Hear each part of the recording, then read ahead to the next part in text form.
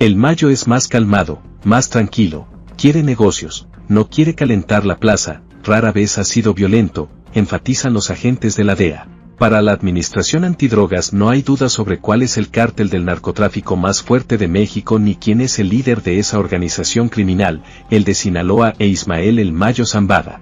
Y pese a que consideran al cartel de Sinaloa más fuerte que al CJNG, los mandos de la DEA prefieren la captura de El Mencho y de los Chapitos. Zambada es más del gusto de la DEA. Y es que Zambada sabe que los pleitos ni ganados son buenos y siempre es mejor un buen arreglo que un mal pleito. Además el Mayo odia llamar la atención a la gente fanfarrona, a los presumidos y escandalosos.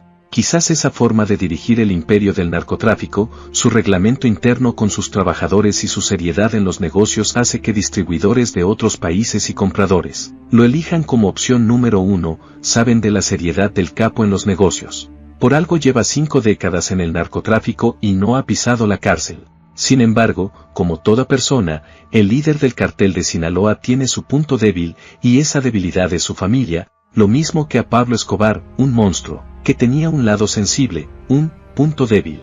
Coronel, lo voy a matar. Voy a matar a toda su familia, hasta la tercera generación, y después voy a desenterrar a sus abuelos, les meteré unos cuantos tiros y los volveré a enterrar. Así se las gastaba Pablo Escobar. Cuando el gobierno le pisaba los talones a Escobar y sus contrarios tenían amenazada a su familia, el capo colombiano tuvo que separarse de su familia, y en un intento por sacar a su familia del país para protegerlos, sus parientes fueron devueltos a Colombia, mismos que quedaron bajo custodia de las autoridades. Su único punto débil, su familia, fue su perdición. Él intentaba todo el tiempo de comunicarse con su familia y fue en esas llamadas con su hijo Juan Pablo, que permitió a los policías localizarlo y abatirlo en una casa en el corazón de Medellín. Volviendo al Mayo Zambada, y su primogénito, Vicente Zambada Niebla, alias el Vicentillo, en el libro de El Traidor, de Anabel Hernández, se narra que el Vicentillo quería salir de la vida del cartel. No quería una vida en el narcotráfico, pero de alguna u otra manera seguía envuelto dentro del cartel. Por lo menos desde el 2005, la DEA ya mantenía acuerdos con los de Sinaloa, los del cartel daban información sobre sus rivales, y los de la DEA procedían a hacer los operativos, por medio de la Marina. A cambio de esa información, la DEA les daba protección a los de Sinaloa. Antes la CIA hizo lo mismo con diferentes carteles, mexicanos, colombianos y de Nicaragua, dejaban que llegara la droga a Estados Unidos, a cambio de un cobro. Siempre ha habido acuerdos entre el gobierno gringo y los miembros de los carteles. Antes de ser capturado el Vicentillo, ya había arreglado un acuerdo con la DEA, el joven capo quería salir de la vida del narcotráfico y el Mayo Zambada le dio el visto bueno. Incluso, horas antes de la captura del Vicentillo, el hijo del Mayo se reunió con la DEA, allá por el 2009, en un hotel, cercano a la Embajada de Estados Unidos, el acuerdo ya estaba firmado. En los escritos del libro, Anabel Hernández, se puede leer que, en la reunión que tienen con Vicentillo, los de la DEA le dicen, no, espérate, la reunión oficial la hemos pospuesto para los próximos días porque aquí estamos muy nerviosos. Es así, como Vicentillo regresa a su domicilio, ahí en el Pedregal, y ya en la noche, entra un operativo a detenerlo, elementos que tengo entendido, estaban más al servicio de los Beltrán Leiva, dijo Anabel Hernández. Después de que estuvo asegurado, los oficiales estadounidenses llegaron a él y pidieron que se tranquilizara, pues los agentes mexicanos estaban enterados de la reunión y el convenio. En una actitud burlona, los funcionarios de la agencia antidrogas le preguntaron si aún quería cooperar, a lo cual, el Vicentillo dijo que sí.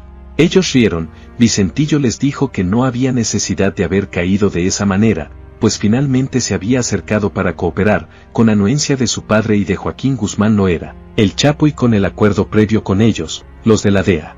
Vicente Zambada Niebla abrazó por última vez a su padre el 10 de marzo del 2009, 5 días antes de viajar a la capital del país para acordar un pacto con la DEA, volverse informante, salir del narcotráfico y buscar una nueva vida para su familia. Tiene la oportunidad de despedirse de su padre, que es cuando lo abraza y lo ve por última vez y le dice, bueno, pues busca el destino y busca la libertad que estás deseando, y es ahí cuando Vicentillo va a la Ciudad de México y va a este encuentro, que estaba perfectamente programado. Según su testimonio plasmado, el Mayo deseó buena suerte a su vástago preferido, el primer varón que tuvo. Esa reunión que Vicentillo tiene con al menos 2 agentes de la DEA, el 17 de marzo de 2009. Era una reunión que ya estaba aprobada por el Departamento de Justicia de Estados Unidos. Había estado largamente planeada. El pacto era que proporcionaría solo información de sus enemigos y no sobre el Chapo ni el Mayo. La reunión oficial sería unos días después y Zambada Niebla regresó a una casa que rentaba en la colonia Jardines del Pedregal, alcaldía Álvaro Obregón. Mandó un mensaje a su esposa y se desvistió para dormir. En ese lugar lo custodiaban 5 personas, con armas largas. Alrededor de las 3 de la madrugada del 18 de marzo se asomó por la ventana y agentes vestidos de militares apuntaban a su habitación. Se entregó, permaneció incomunicado y maniatado. Por la mañana del 19 de marzo fue presentado ante las cámaras de televisión como un peligroso capo y golpe contundente al cártel de Sinaloa. Luego de 11 meses arrestado en México y sin ningún expediente abierto en su contra, fue extraditado a Estados Unidos el 18 de febrero de 2010. Fue enviado a una prisión de Chicago y después, a una cárcel de máxima seguridad en Michigan.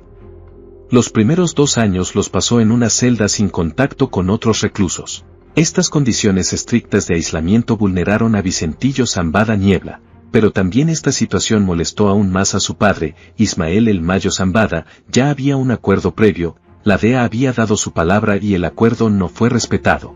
Entonces el capo, inteligente y audaz, hizo sus mejores movimientos de ajedrez. Por aquella época, el abogado del Vicentillo, Fernando, entró en contacto con Anabel Hernández. El contacto con la reportera fue para dar información sobre cómo la DEA estaba en acuerdos con el cártel de Sinaloa al que pregonaba perseguir. De esa manera pretendían presionar al cumplimiento del pacto original con el hijo del Mayo Zambada. Previamente, el mismo Ismael Zambada García había salido por fin a la luz pública en la única prueba de vida que ha dado. El capo se había reunido con uno de los mejores reporteros de México en ese momento, Julio Scherer. Un día de febrero, recibí en proceso un mensaje que ofrecía datos claros acerca de su veracidad. Anunciaba que Ismael Zambada deseaba conversar conmigo.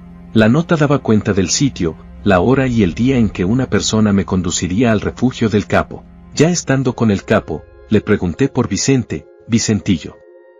Es mi primogénito, el primero de 5. Le digo mijo. También es mi compadre. Por ahora no quiero hablar de él. No sé si está en Chicago o Nueva York. Sé que estuvo en Matamoros. He de preguntarle, soy lo que soy. A propósito de su hijo, ¿vive usted su extradición con remordimientos que lo destrocen en su amor de padre? Hoy no voy a hablar de mi hijo. Lo lloro. Al final de la entrevista tratan el tema de El Chapo Guzmán. ¿Usted se interesa por El Chapo?, preguntó el capo. Sí, claro. ¿Querría verlo? Yo lo vine a ver a usted. ¿Le gustaría? Por supuesto, voy a llamarlo y a lo mejor lo ve. La conversación llega a su fin. Zambada, de pie, camina bajo la plenitud del sol y nuevamente me sorprende. ¿Nos tomamos una foto? Sentí un calor interno, absolutamente explicable. La foto probaba la veracidad del encuentro con el capo. Zambada llamó a uno de sus guardaespaldas y le pidió un sombrero. Se lo puso, blanco, finísimo. ¿Cómo ve? El sombrero es tan llamativo que le resta personalidad. ¿Entonces con la gorra? Me parece. El guardaespaldas apuntó con la cámara y disparó. Con esas 2 jugadas el capo amagó a los estadounidenses y por eso contactó con los periodistas más prestigiados de México, Julio Scherer y Anabel Hernández. Y así como pudo decirle algunas frases sueltas, el narcotraficante demostró que también podía hablar cuanto quisiera.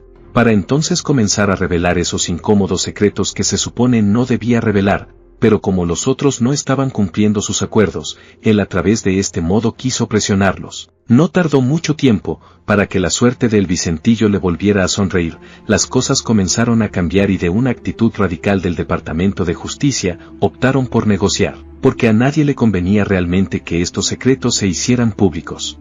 La amenaza del capo se tomó muy en serio, su cachorro el Vicentillo volvió a sonreír y la DEA se puso a temblar.